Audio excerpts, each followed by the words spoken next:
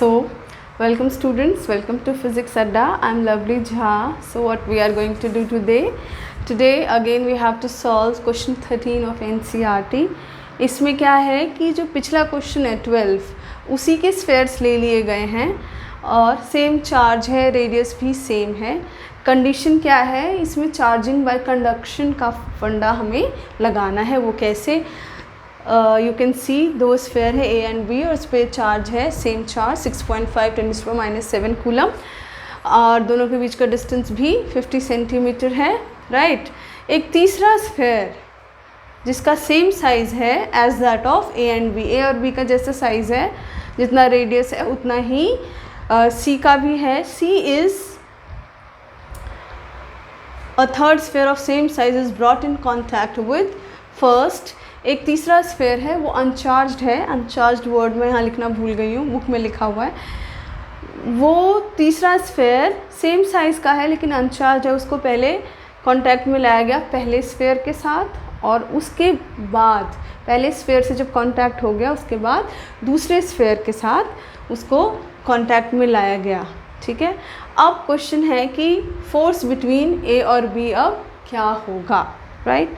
तो हमने charging by conduction का फंडा पढ़ा था. उसमें क्या था कि अगर ये स्फेयर, ये कोई बॉडी है, सपोज़ बॉडी ए, इसके पास अगर 10 कूलम चार्ज है और ये बॉडी बी है और इसके पास अगर चार्ज है ही नहीं, ज़ीरो चार्ज, अनचार्ज है, अगर इन दोनों को हम कांटेक्ट में लाते हैं तो जो चार्ज है इसके पास वो इक्वली डिस्ट्रीब्यूट हो जाएगा. यानी कि इसके पास 5 और इसके पास भी 5 चला जाएगा. तो यही कॉन्सेप्ट हमें इस क्वेश्चन में फॉलो करना है. राइट.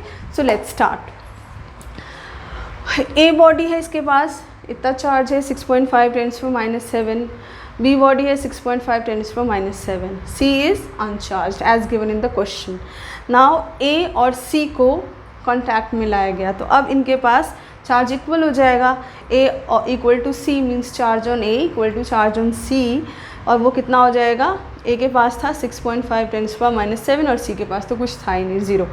तो डिवाइडेड बाय 2, तो इसको डिवाइड करेंगे तो 3.25 × 10⁻⁷ कूलम आ जाएगा. अब आगे.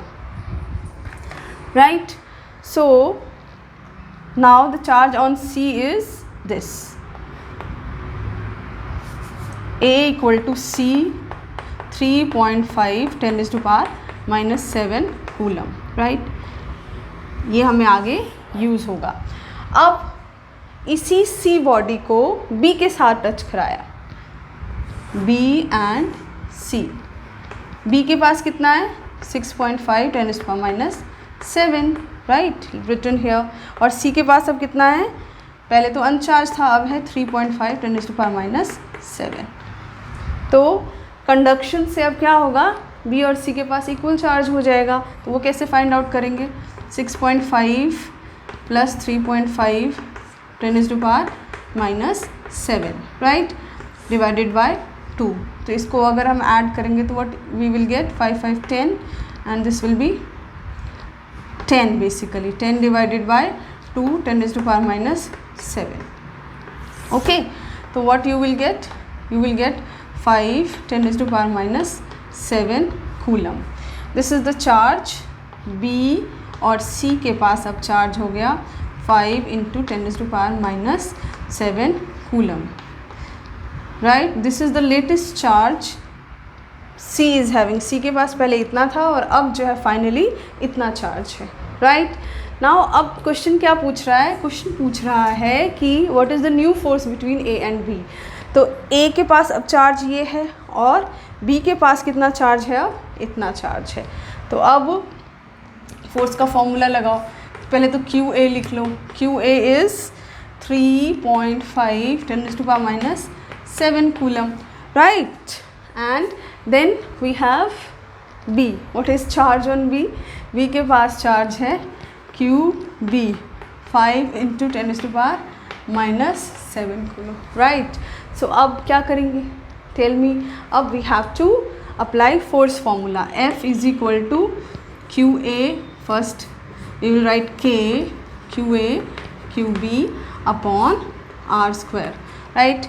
Everything is given. K we know 9 into 10 to the power 9, QA QB is given, and R is the distance, right?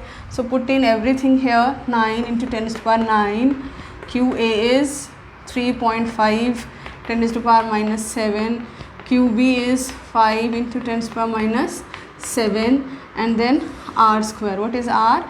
0.5 का 0.50 का square, right? So solve it.